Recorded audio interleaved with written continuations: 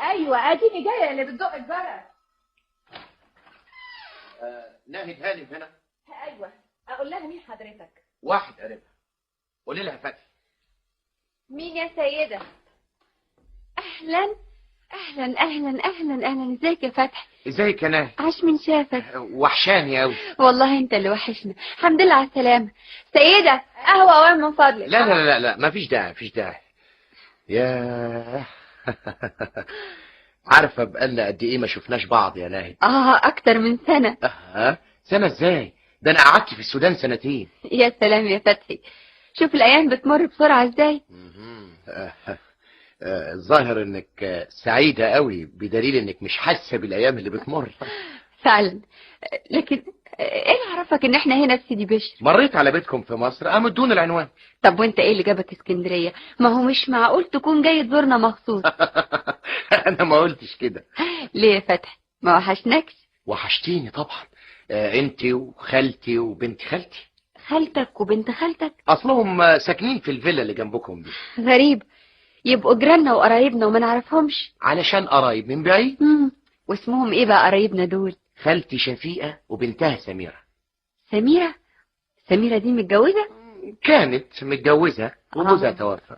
جايين يصيفوا زي حالاتنا طبعا. لا لا لا لا، دول عايشين عيشة دايمة هنا. والفيلا اللي ساكنين فيها ملكهم. ياه، دول ناس أغنياء على كده. ما هي سميرة ورثت عن جوزها عمارتين كبار و50 فدان في البحيرة.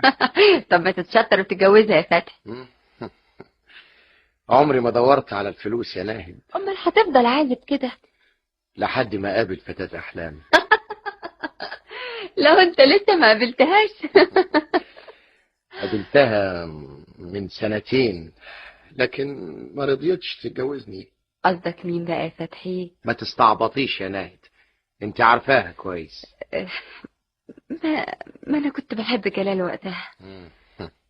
انا راخر ما احتملتش الصدمة، سبت البلد وسافرت السودان. بس ده ما يمنعش انك تتجوز. من يوم الحكاية دي وانا نفسي مسدودة عن الجواز. هو انت رجعت من السودان امتى؟ من حوالي اسبوع. ده احنا ما جيناش هنا الا من يومين 3. الله، امال فين جوزك جلال؟ جلال نزل يشتري الوان للرسم وزمان وراجع. هو بيرسم هنا كمان؟ ايوه. المفروض انكم جايين اسكندريه تستريح. ده ما يمنعش انه عمل استوديو هنا في الفيلا، هنا في الاوضه دي، ولولا انه قافلها بالمفتاح كنت فرجتك عليها. على مهلنا، ما انا قاعد عند خالتي كام يوم. هو جلال هيتاخر؟ لا لا ابدا، اظن انت ما شفتوش قبل كده. لا لا. بتحبيه انا قوي، وانت كمان هتحبه لما هتشوفه. بحبه لدرجة اني متهيألي اني في حلم ومش عايزة اصحى منه. ربنا يسعدك يا ناهد. على فكرة، نعم. خالتي عاوزة تتعرف بيكي. انا كمان نفسي اشوفها، ما تخليها تتفضل هي وسمير. اسمعي الاول. انت غيورة؟ لا. ليه بقى؟ اصل سميرة من النوع اللي عنده جاذبية شديدة جدا. ولا حد شافها الا وانبهر بجمالها. وما تنسيش انها ارملة كمان. ما تخافش، انا واثقة في جوزي لدرجة ما تتصورهاش. انا ماليش دعوة، حذرتك وذنبك على جنب.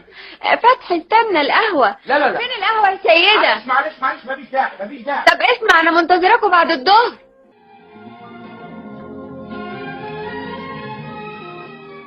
جلال، جلال يا جلال. يا حبيبي. عاوز ايه يا نعم؟ مش تقلع على البلطو الابيض بقى؟ ليه يا ستي مال؟ في 100 بقعة، اشي اخضر وشي احمر وشي اصفر. يلا والنبي بسرعة احسن الضيوف زمانهم جايين. اصل انا بقى ما بحبش الاختلاط، عشان كده تضييع وقت من غير لازمه. يعني انت وراك ايه؟ ورايا شغلي. يا سلام يا نانا، لو تشوف الصورة اللي برسمها، هي دي اللي هتخلد اسمي. انت كل صورة بترسمها بتقول عليها كده. لا لا، بس دي صورتك انت. طب ومراتك الاولانية؟ عليا. انا رسمتها مرتين وكل مرة تقول لي فيها انها الصورة اللي هتخلد اسمك، مش كده؟ لا لا لا، صورتك انت هي اللي فيهم يا حبيبتي. يظهر ان جو اسكندرية بيساعدك على الرسم وعلى الغزل. انت بتقولي فيها. انا في مصر كنت حاسس زي ما يكون حد خانقني. ليه؟ كانت عليا بركة على نفسك؟ اعوذ بالله، ده انا بحمد ربنا اللي خلصني منها واتجوزتك انت يا حبيبتي. انت مبسوط يا جلال؟ الارض مش سيعاني يا نانا، مش ناقصني هنا حاجة ابدا. الماء والخضرة والوجه الحسن. طب وايه رأيك في الفيلا؟ مدهشة. النهاردة قمت الفجر ووقفت في البلكونة أبص للبحر واتمتع بالمناظر الطبيعية اللي حواليا. حاجة جميلة صحيح. عارفة، فكرت اننا نعيش هنا على طول. يا ريت يا جلال. على الأقل الواحد يشبع من الجمال ده. يا سلام يا ناهد، أنا بعبد شيء اسمه الجمال. على كده تبقى بتعبدني. طبعا يا حبيبتي، لأنك جميلة. يا سلام يا جلال، كلامك ده بيفكرني بشهر العسل. ايه رأيك نكرر شهر العسل تاني وتعمل لي صورة تانية؟ خلاص، اعتبر الصورة اللي برسمها دي بتاعت شهر العسل التاني. دي طلع حتة صورة يا ناهد. قد ايه بكون سعيدة لما بحس انك مبسوط يا جلال. أنا مبسوط لدرجة إني عاوز أعلق يافطة على باب الفيلا أقول فيها: هنا الجنة، ممنوع الدخول. والامضاء ادم وحواء. بس ما تعلقهاش دلوقتي احسن الضيوف زمانهم جايين. اللي بستغرب له ازاي يكونوا قرايبك ولا تعرفوهمش. وانا كنت اعرف انهم قرايبي الا لما جه فتحي وقال لي. فتحي. غريمي. يا ترى شكله ايه؟ شاب لطيف قوي. اوعي تكوني بتحبيه. لو كنت بحبه كنت اتجوزت وقت ما تقدم لي. اهم جم. سيدة افتحي الباب. ادخل يا جلال، اقلع البلطو الابيض ده والبس جاكيتتك على بال ما اصلح المكياج بتاعي. حاضر يا ستي. اهلا وسهلا اهلا وسهلا. اتفضل.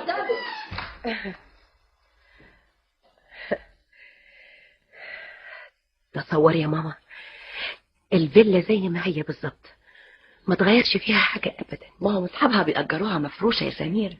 الله، انتوا تعرفوا الجماعة اللي كانوا ساكنين فيها قبل كده يا خالتي؟ ايوه يا ابني، كنا بنتزاور. كان واحد اسمه محسن الغزالي ومراته، الله يرحمهم بقى. الله يرحمهم. ايه، هم ماتوا الاتنين؟ حادث؟ ما بلاش السيرة دي بقى يا ماما. ولا حد سكن بعدهم؟ لا، قفلوا البيت بالضبة والمفتاح لحد ما أجروه الجماعة دول. 4 سنين ما حدش يدخله غير الجنايني. خسارة، فيلا جميلة زي دي يسيبوها 4 سنين من غير ما يسكنوها. الحمد لله يا ابني اللي الحياة دبت فيها من تاني. الله، تعالي بصي من الشباك يا ماما، شوفي الجنينة حلوة قد ايه. ايوه يا بنتي، تقوليش حتة من الجنة. اهلا اهلا اهلا اهلا اهلا. تعالي اهلا. تعالي يا ناهد اعرفك بيهم. خالتي شفيقة هانم. ودي بنتي سميرة. تشرفنا، اهلا وسهلا. اتفضلوا استريحوا يا جماعة. انا هستنى هنا قاعدة جنب الشباك علشان اتفرج على منظر الجنينة. حق يا سميرة، كنت دايما تحبي تقعدي هنا جنب الشباك. دايما؟ اصل كنت بزور السكان اللي قبلكم. سيدة هاتي الشاي. حاضر. اهلا وسهلا. اهلا. اهلا. جوزي جلال وجدي، طنط شفيقة هانم وبنتها سميرة. اهلا. تشرفنا يا سميرة هانم. وده فتحي. الله، جلال ما تبصلي هنا، انا بتكلم معاك. شفتي انا قلت ايه؟ وانت ايه اللي مقعدك بعيد كده يا سميرة هانم؟ انا بتفرج على الجنينة بتاعتكم. اتفضلوا الشاي اهو. حطيه على الترابيزة يا سيدة وروحي انت. حاضر. اتفضلوا يا جماعة، اتفضلوا، كل واحد ياخد الفنجان بتاعه. لا، خليكي مستريحة يا سميرة هانم. انا هجيب لك فنجانك لحد عندك. بس ليه التعب ده؟ لا، مفيش تعب ولا حاجة. اتفضلي. ميرسي يا استاذ جلال. عاجبك المنظر من الشباك؟ قوي، طول عمري بحبه. طول عمرك؟ على كده كنت تعرفي السكان اللي قبلنا؟ كانوا ناس طيبين جدا. ما دام منظر الجنينة بتاعتنا عاجبكم كده، ما تيجوا نقعد فيها. لا، بعدين لما يشربوا الشاي نبقى نتنقل.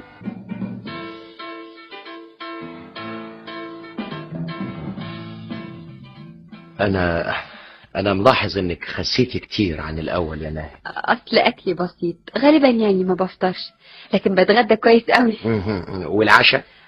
كوباية لبن دافي. لازم عاملة ريجيم طبعا علشان احافظ على قوامي. اعتقد ان الجمال يستاهل كل تضحية يقدم عليها الانسان.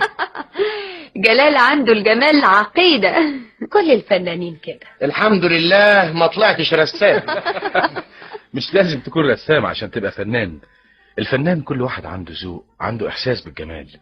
انا شخصيا فنان وبعبد الجمال. لو الناس عملت زي كده الدنيا هتستاهل ان الواحد يعيش.